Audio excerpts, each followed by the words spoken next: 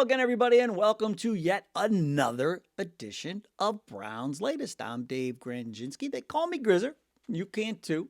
And this is where you can get caught up on some of the latest news involving our favorite team in the NFL, the Cleveland Browns, and then also get some takes and opinions along the way. Thank you to everyone who has liked our previous episodes and to everyone who has subscribed to the channel. We are so close to 9,000 subscribers. We just need like a couple of hundred people. Phone the neighbors, wake the kids, please, if you wouldn't mind. And then we get to 9,000, and then what we'll do is we will change the fit for just one day. We always change the fit whenever we cross a new threshold on subscribers, and we will do that once we hit 9,000. Also, thank you to everyone who has scanned the QR code and become members of the Browns' Latest Dog Pound, and to everyone who gets their comments down there in the viewer comments section. We really, really appreciate it. Now, coming up on today's show, we are jam-packed. Week 1 of the NFL season is done, and I sat down and I thought about some teams that I would much rather not be than our Brownies. Also, people must stop saying that the Ravens have this vaunted defense, and I have the numbers to back it up. We're still not sure when Shedeur Sanders will take the field, but he is already making his mark in the NFL. And then down in the viewer comments, we are going to explain why the Browns' kicking situation is more frustrating than a dragon trying to blow out the candles on a birthday cake. We're going to get to all of it. But first things first, they're back practicing today, folks. But this happened on the way to practice today. So the work for the Ravens resumed, but they restructured. Now you see, this is the list of the highest paid players on the Browns heading into the season. Well, you see number 2 there, quarterback Denzel Ward. He's not there anymore. He had his contract restructured. They turned $12 million into a signing bonus, and so his base pay now is like $1.2 million. And so that gives the Browns now $18 million in cap space for the 2025 season, which is going to be used for in-season move and practice squad elevations. And so, and right now, as far as cap space, we're 13th. And this is according to Jack Duffin from Over the Cap. And so the Browns make a little move there, and they'll probably go back and restructure Denzel again next year. But for now, clearing some cap space, because there must be somebody on the practice squad they want, or there must be somebody out there, kicker maybe, that they want to sign. But it's the game within the game, folks. So keep your eyes on that. Now, after watching all the games over the weekend, and here we are midweek before we get full-fledged into week 2, I sat down and I thought, man, the Browns are in such a much better position than so many other teams, I think, in the league. And I compiled a list for you. And so here is said list. Teams that are worse off than the Browns, in my opinion, the Dolphins. Their quarterback should have retired 2 years ago. They have a diva wide receiver. Their running game is suspect. They don't really know what they're doing. So Dolphins, Jets, complete disaster. No quarterback, no running game, nothing. I mean, just complete ineptness. And we showed you that. We showed you those, the playoff teams. Yeah, the Jets haven't been to playoffs like a million years. The Steelers, old coach. I do like their coach though, but he may have run it. They always find a way. I knew they were going to beat the Jets. That was a lock. That was a money line lock of the week. I forgot to mention that just because you knew Rodgers was going to stick it to the Jets. But they have no running game. Their wide receiver, I mean, they got old man Metcalf, but their defense is somewhat suspect to me. I mean, if Justin Fields is going to hang 30 points on you, your defense is probably not that good. The Titans, rookie quarterback, yes, but their running game is kind of a mess. Their defense leaves a lot to be desired. And then the Texans, I think Stroud, man, I don't know, man. Did he peak his rookie year? The running game is a complete mess. Mixon's always hurt. Now you got Chubb in there with all of his injuries. And their defense is okay. And then the NFC, the Giants, see the Jets, complete disaster. The Seahawks, Sam Darnold is, I mean, he had a flash in the pan one year. He got paid. I mean, this is Scott Mitchell all over again. They don't know what running back to use. They put the small guy in on the goal line to score touchdowns. They let the big guy run between. Like, it makes no sense to me. Outside of JSN, their wide receivers are trash. Then you got the Saints, who are going to tank for one of their coach's kids, Nussmeier. Their running back is old. Miller is, if he was any good, he probably would have overtaken Kamara already, right? They only have one good receiver, Olave, and their defense, brutal. And then you got the Panthers. See the Jets and the Giants. Complete disaster. Bryce Young, I mean, he's not the answer. I mean, it's just not happening. And I'll even throw the Bears in there, especially after the Monday night game. Like, Williams has lost to every quarterback that was drafted along with him a couple of years ago. So he can't even beat the guys that were drafted with him. Like he's just, I don't know. He just doesn't. He doesn't do it for me. And so if you're asking me in my city, why I think they're all worse off than the Browns, we have a veteran quarterback that'll hold down the fort for the time being. We got two very promising rookies behind him. And one of them, it could be the star of the league within the next year. Our defense is ridiculously good this year. I mean, outside of our kicking situation, we got a punter who's an android. Like, give me the Browns over any of those teams any day of the week. Now, go hammer me in the comments. Something else you might hammer me on is this. The Ravens defense is not that good. People have got to stop saying it. And here's why. Let me do some splaining, okay? Take a look at these stats. Their defense basically have carried over what they did from last year in that game against the Bills in game 1. But this is what their pass defense put up last year. Passing yards allowed, 31st. They gave up 244 a game. 27 passing touchdowns, 25th worst in the league. Look at the passing yards they gave up, 44.68, most in the NFL. And then look at opposing quarterbacks, completion ratio 63%, and the passer rating of 91.1. And so everybody's going to want to say, the Ravens defense. It's not that good. And this new defensive coordinator they got, when the Browns beat them on Sunday, he'll be on a hot seat just like that. Because they're not going to stand for that in Baltimore. So I'm telling you, folks, everybody's so worried. I am not worried about this Ravens defense, man. Like, we'll have a game plan together. Remember, Stefanski's offense, Stefanski's plays. And Flacco's going to be motivated going back there. He wants to take them out. And so, and now we won't, have to worry about Ford running the ball. Sampson should take over there. And so, now we got that one game under our belt. And I think the Browns walk away from their game, even though Schmidt blew it for us. Schmidt happens. Even though that happened, the Browns look around and go, man, oh man, what a difference from last year. Where the Ravens are going, man, this is exactly what happened to us last year. We couldn't stop anybody through the air.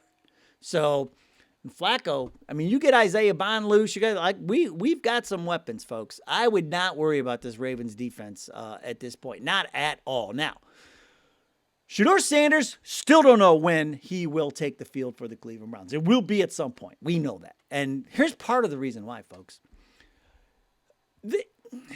You can't deny the popularity Shedeur Sanders has, and if this doesn't tell you. This is from the NFLPA. They put out the jersey sales, the rankings. And this is from March through July. And look at Shedeur, number 5. The top-selling jersey belongs to Saquon Barkley. And Jalen Hurts is in there. Jaden Daniels. Josh Allen is in there as well. And then you can see the rest of the top 10. But among rookies, Shedeur's number 1. I mean, he leads all first-year players in jersey sales. And then his jersey is outselling Cam Ward, Travis Hunter, even though he was drafted in the 5th round. And so Shedeur just continues to make his mark. And this is why, folks, just be patient. There is no way he is not going to get a chance to show everybody what he can do. The good news is He has time to learn and soak it all in. Learn from old man Joe. I don't think Dylan Gabriel is going to be a long term. I just see Colt McCoy. I just see him getting hurt as I do. I mean, I don't know. Well, I could be wrong, but I just don't see that as a long-term answer at all. And he starts throwing picks and worm burners like Watson did, and there will be a big clamoring for Shedeur when the time comes. And so, but you cannot, the league will not deny, like they let Taylor Swift show up to these games, right? And they're always putting her on TV for a reason, right? Because she's so big. Like, you can't deny that. There's, and so he will get his chance. The popularity is too big. It's too big for them to deny him a chance to become the Browns quarterback. So Shedeur making his mark there. And then also, the viewer comments, always making their mark. And we'll start with Big T from D.C., 539, who says, the Browns have a tough schedule ahead of them. It is possible you could be 0-6 in the first 6 weeks. Possible, but it won't be. Going to be interesting when the Browns management staff decides to give the rookies a chance. Shedeur just needs to develop his skills and watch the show unfold. Stay healthy and off the camera until his time in the spotlight comes, which may not be with this team. Now, everything is correct up until the last part.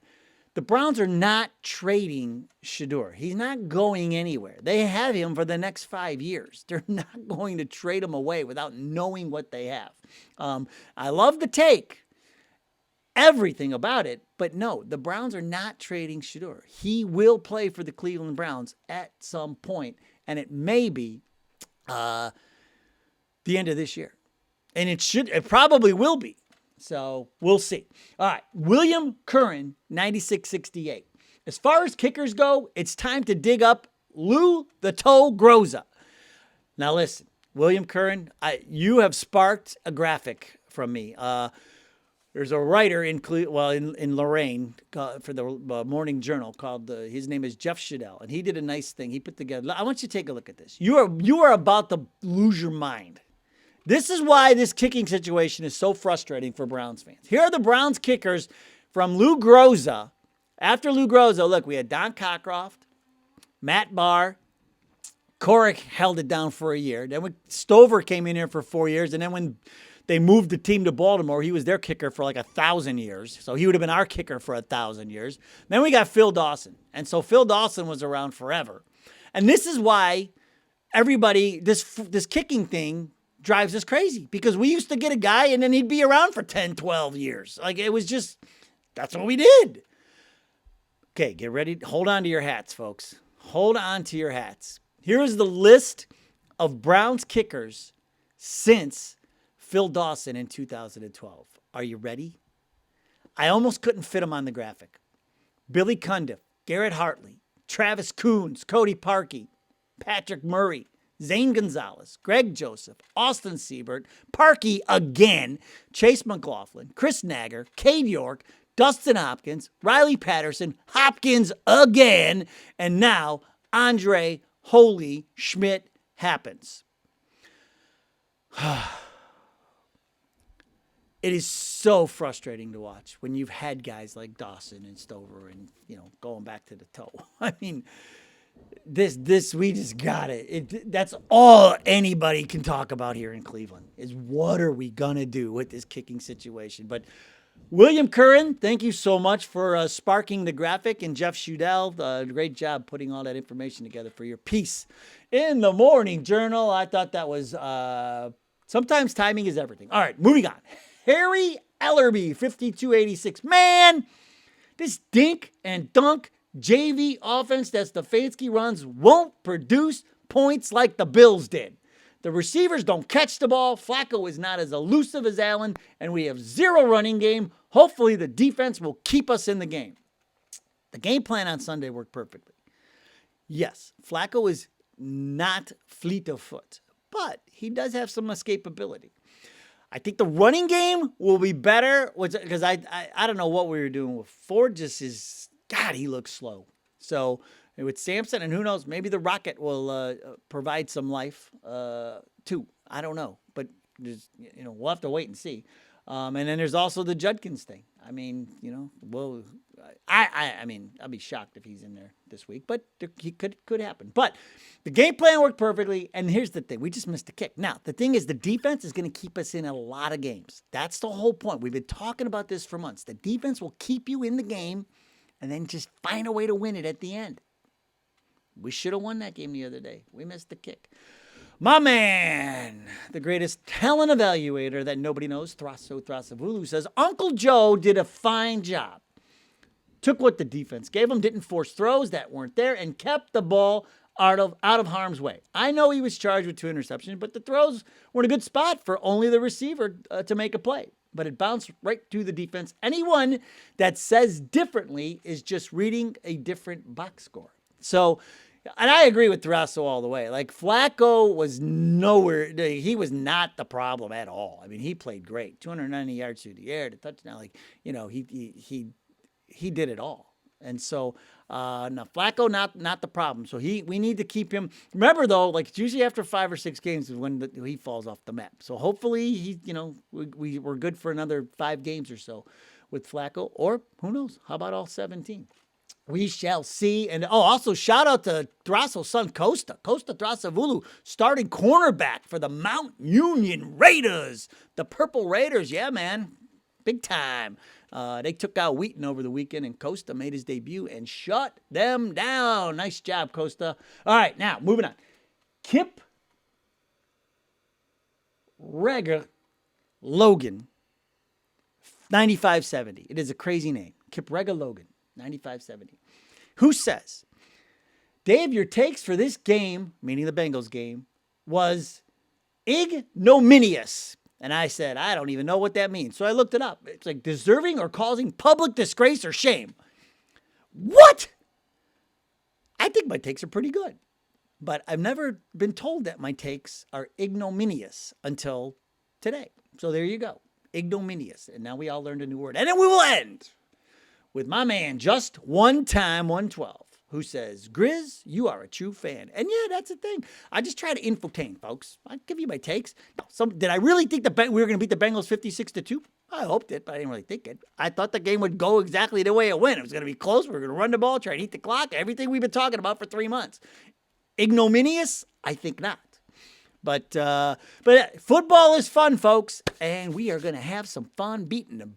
Baltimore, I like the alliteration, so we'll go beat Baltimore, rock the Ravens, heading into Sunday. So here we go.